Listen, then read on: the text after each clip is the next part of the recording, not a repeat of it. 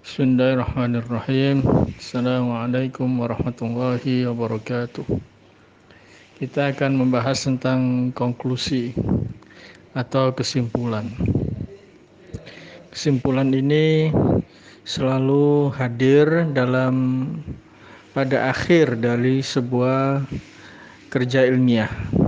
Jadi kalau orang bikin skripsi, di akhir itu ada kesimpulan. Kemudian ada saran atau rekomendasi. Kesimpulan ini kalau dalam penelitian itu menjawab rumusan masalah yang ada di pembukaan. Jadi setelah latar belakang itu kemudian muncul rumusan masalah. Rumusan masalahnya itu bisa 1, bisa 2, bisa 3, bisa lebih. Kalau kuantitatif biasanya banyak, tergantung dari jumlah variabel yang diteliti. Jadi sejumlah variabel, maka sejumlah itu juga jumlah rumusan masalah atau pertanyaan. Nah, kalau dalam kualitatif pertanyaannya tidak banyak, mungkin maksimal 3 lah rata-rata itu. Bisa 1, bisa 2. Itu yang ada dalam penelitian kualitatif. Nah, pertanyaan 1 dibahas dalam 1 bab. Pertanyaan kedua dibahas dalam 1 bab. Pertanyaan ketiga dibahas dalam 1 bab. Itu sehingga kemudian jumlah bab itu biasanya 1, 2, 3 itu pendahuluan. Kemudian setelah itu masuk isi, ya. Nah, isi di sini berdasarkan pada rumusan masalah. Jadi bab 4 itu biasanya ya karena dia masih awal, itu biasanya deskripsi objek penelitian. Jadi temuan lapangan tentang apa yang sedang diteliti. Nah, itu rumusan masalah pertama.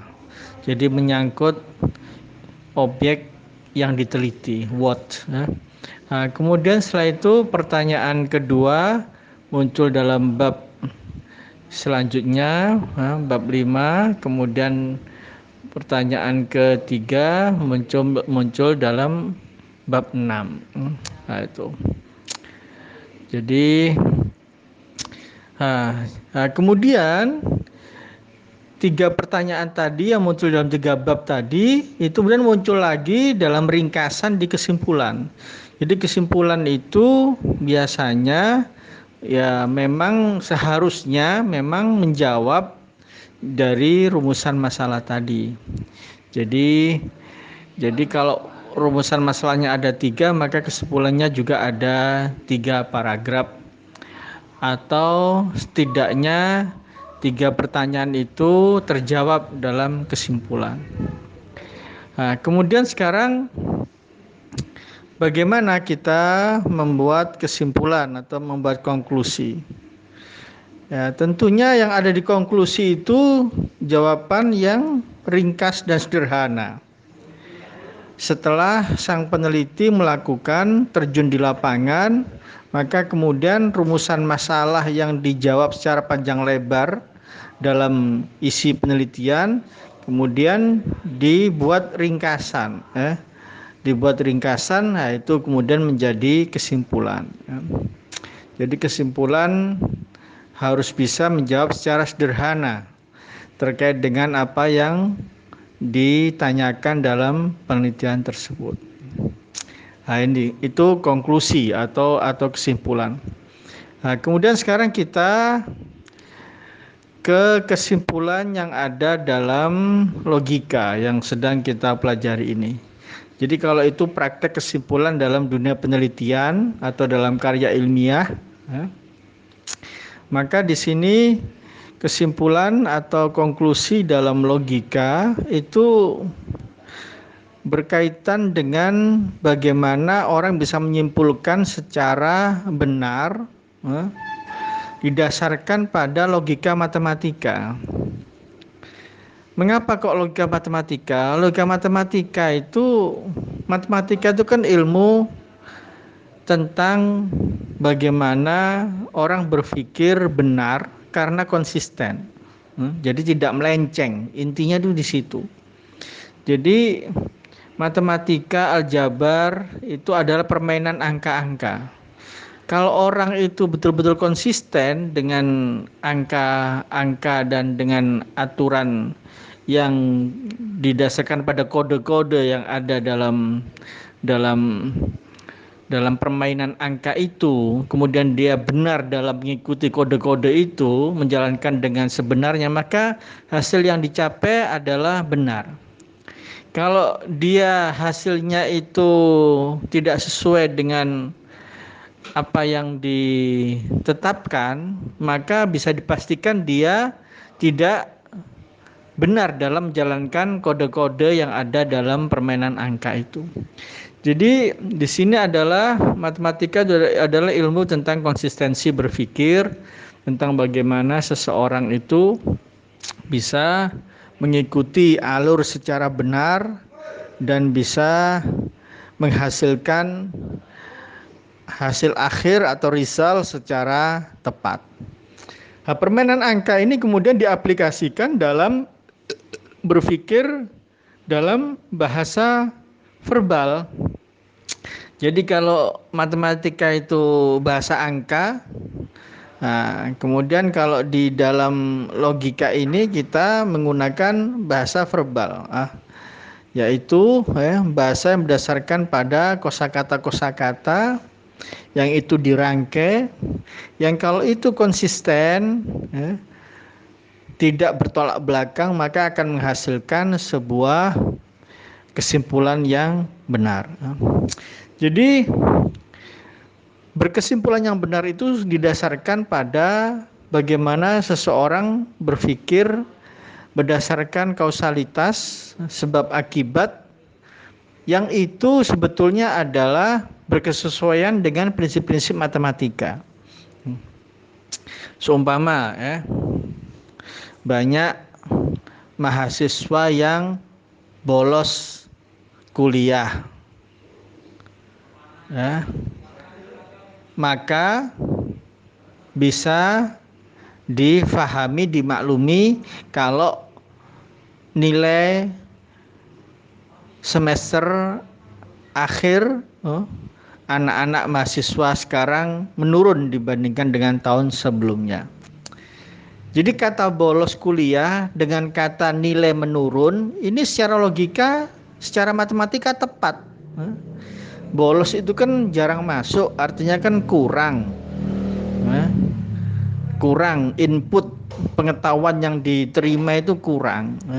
Tidak seperti apa yang seharusnya jika dia aktif. Karena dia sering bolos, maka input pengetahuannya berkurang, maka dia tidak mampu memberikan jawaban yang meyakinkan pada soal ujian akhir semester UAS atau dalam tugas akhir. Otomatis nilainya menurun. Nah ini. Jadi ada konsistensi antara bolos dengan nilai menurun. Ini logika matematika.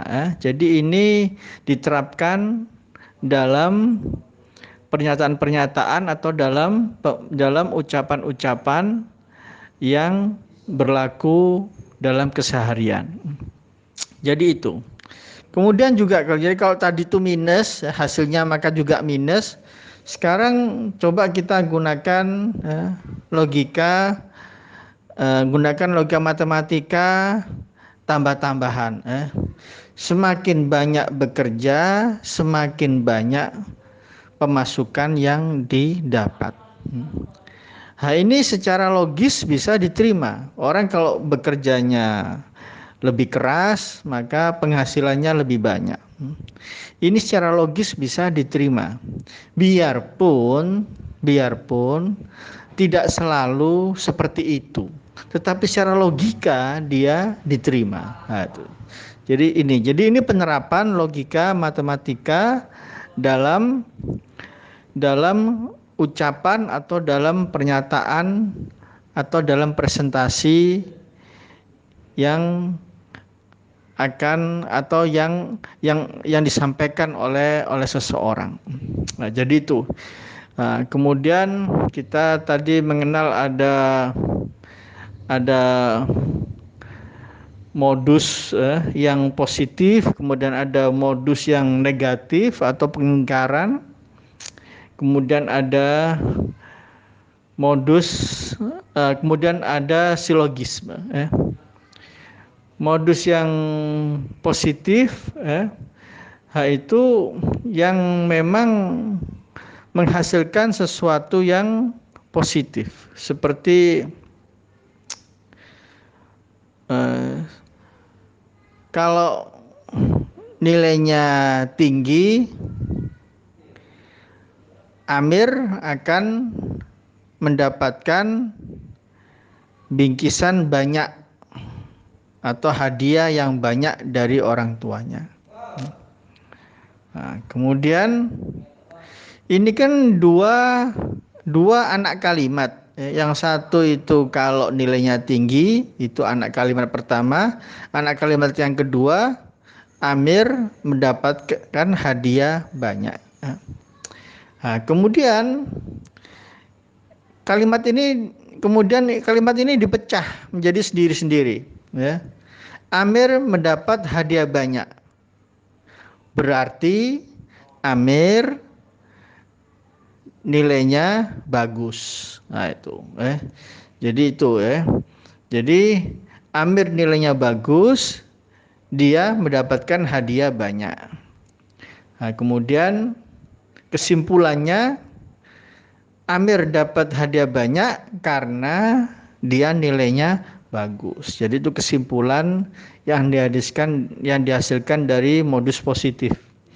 Nah, sekarang modus negatif atau modus toilet, itu Amir nilainya bagus, dia dapat hadiah banyak. Nah, kemudian Amir dapat hadiah sedikit, berarti Amir nilainya tidak bagus. Nah, jadi begitu. Jadi hadiah yang sedikit itu karena Amir tidak mendapatkan nilai yang bagus, sebab di awal di premis yang pertama itu disebutkan bahwasanya kalau nilainya bagus maka hadiahnya akan banyak. Jadi itu yang positif, kesimpulan yang positif yang pertama. Yang kedua ini kesimpulan yang negatif. Kalau siang ini hujan, saya tidak jadi berangkat. Ya kan? Kalau siang ini hujan, saya tidak jadi berangkat. Kemudian saya jadi berangkat. Berarti siang ini tidak hujan. Jadi itu kesimpulan. Kesimpulan kenapa kok saya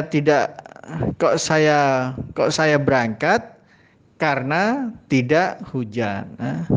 Sebab di awal dinyatakan bahwasanya kalau hujannya deras maka saya tidak berangkat. Nah, jika saya berangkat berarti tidak hujan deras siang ini. Jadi itu modus toilet atau modus negatif. Jadi semacam ini, kesimpulan-kesimpulan ini harus berkesesuaian. Jadi kalau positif ya jawabannya positif. Jadi ibarat P dan Q hujan deras,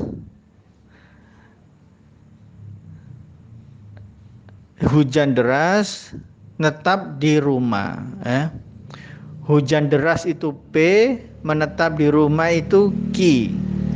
Jadi P sama dengan Q. Kemudian kalau dipecah Q, saya menetap di rumah. Berarti kesimpulannya P karena sedang hujan deras. Jadi gitu. Jadi P sama dengan Q Kalau dipisah ki berarti P, jawabannya P. Ya, jadi seperti itu. Jadi P sama dengan Q ini kan cara berpikir matematika. Kemudian diterapkan dalam praktek pernyataan logis. Jadi itu. Kemudian ada lagi silogisme. Silogisme itu juga logika matematika. Jadi umat Islam, santri pesantren rajin sholat 5 waktu. Amir adalah santri pesantren, maka Amir rajin sholat 5 waktu. Ini juga menggunakan logika matematika. Menggunakan logika matematika.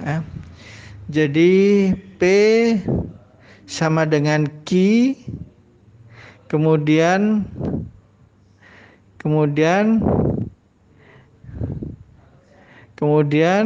X sama dengan P, maka X sama dengan Q.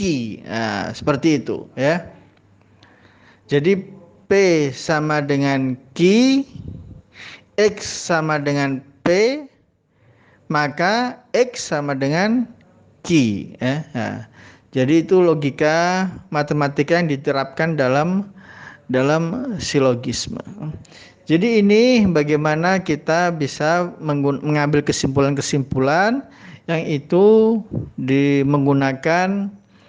yang itu didasarkan pada kebenaran logis atau kebenaran yang menggunakan logika matematika, atau kembali ke awal berdasarkan pada teori koherensi dalam kebenaran. Saya pikir cukup sekian. Akhirul kalam. Wassalamualaikum warahmatullahi wabarakatuh.